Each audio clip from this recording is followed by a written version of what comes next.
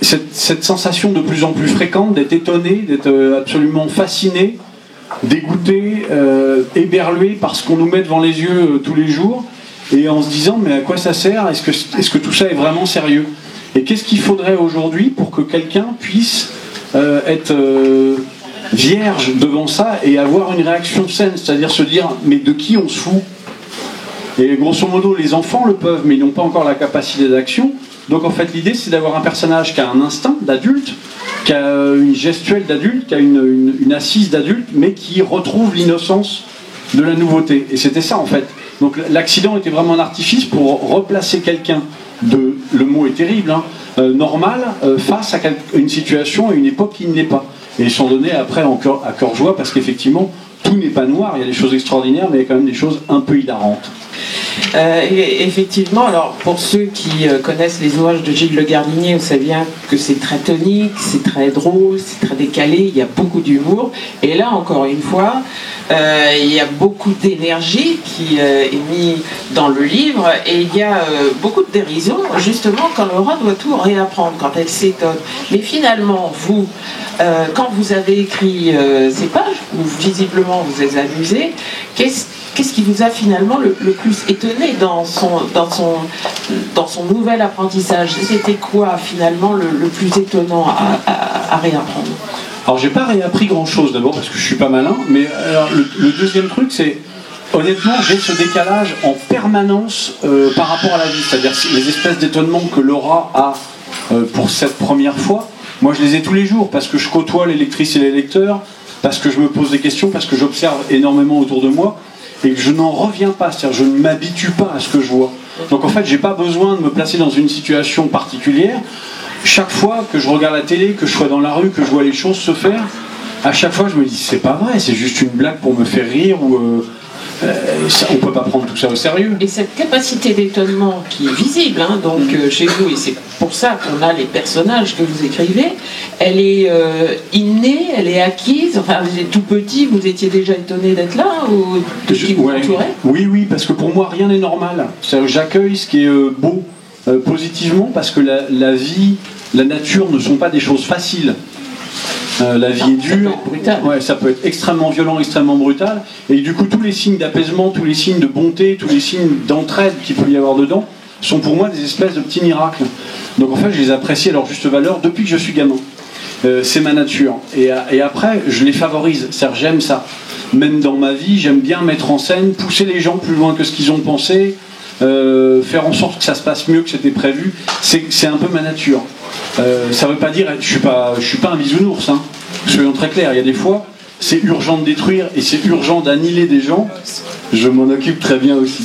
Mais voilà, il faut avoir cette capacité de choix, cette capacité de favoriser ce qui est positif et de faire reculer ce qui l'est.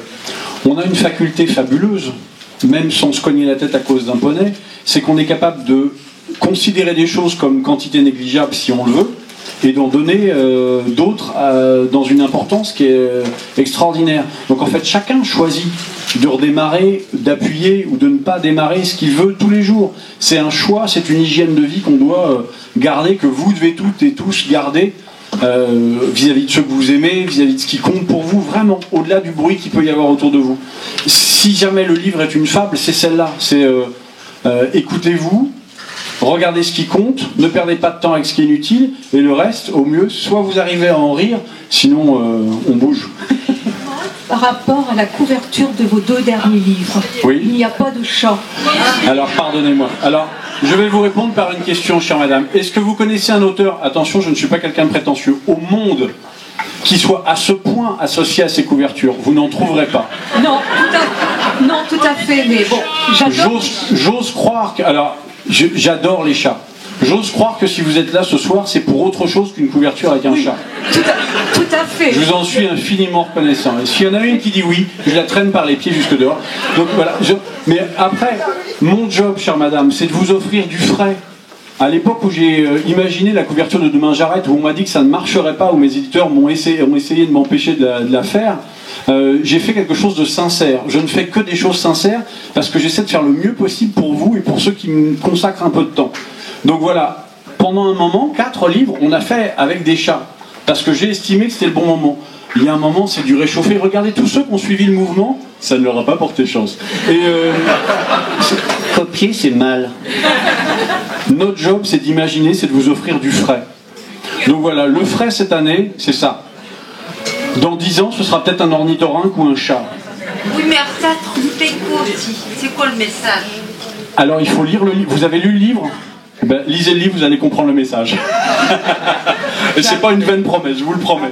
Après, la deuxième question qui me vient le plus souvent, c'est alors pourquoi les chats? On est réglé, on a fait le tour, c'est bon. La deuxième, c'est Vous êtes une fille ou vous écrivez avec votre femme? je suis un garçon, méfiez-vous. Madame? Oui, alors moi j'aime bien aussi la daube de bœuf, hein, ça c'est certain. C'est vrai? Ouais. Vous voulez qu'on en parle? Peut-être pas trop longtemps. Non, moi ce que je voulais vous demander, quand vous écrivez un roman, c'est si vous partez de personnages, l'idée des personnages que vous vous faites, ou si vous partez d'une intrigue qui vous est venue. Alors je vais vous décevoir, ni l'un ni l'autre en fait.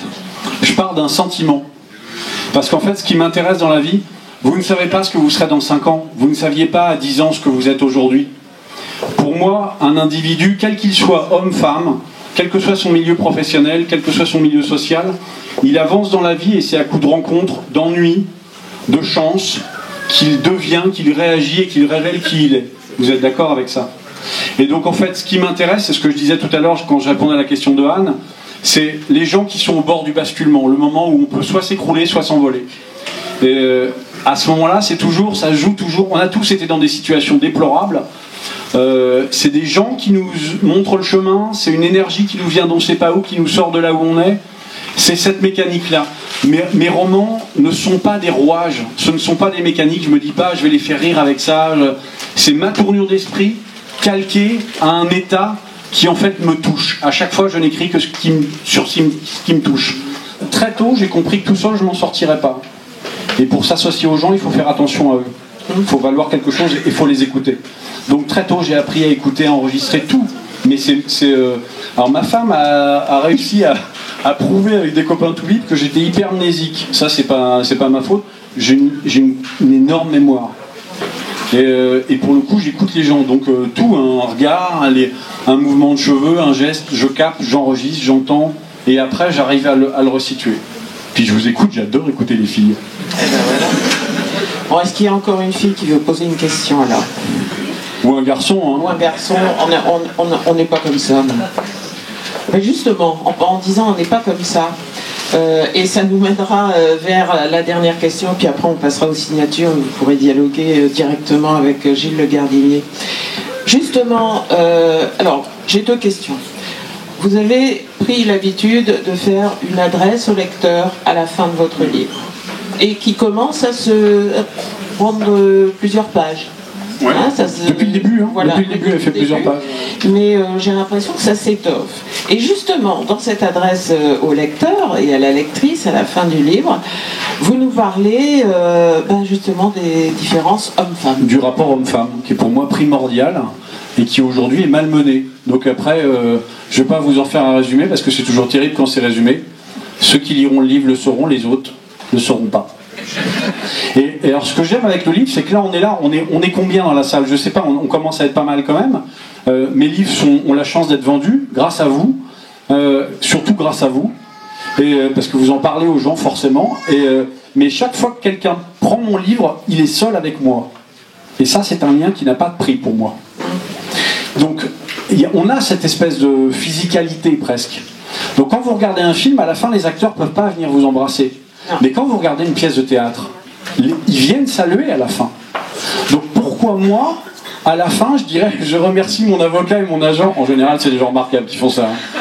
Je remercie mon avocat et mon agent. Non, c'est à vous que j'ai envie de dire au revoir. Le rideau s'ouvre une dernière fois après la pièce et je viens vous dire au revoir, vous remercier du temps que vous avez pris et puis vous dire un peu qui je suis si jamais ça vous intéresse. Voilà, c'est de ça que c'est né. Eh bien, vous en saurez plus sur Gilles Le Gardinier, sur ses pensées, sur ses réflexions, en découvrant donc ce dernier livre, J'ai encore menti, édité chez Flammarion, très joli roman. On va passer aux signatures. Gentiment, il n'y a pas de train, vous êtes en voiture, Gilles. Oui. Voilà, donc on est cool, on est tranquille. Et je vous remercie, mais alors à chaque De fois, rien, c'est un mais bonheur. non, merci Anne, merci. Merci.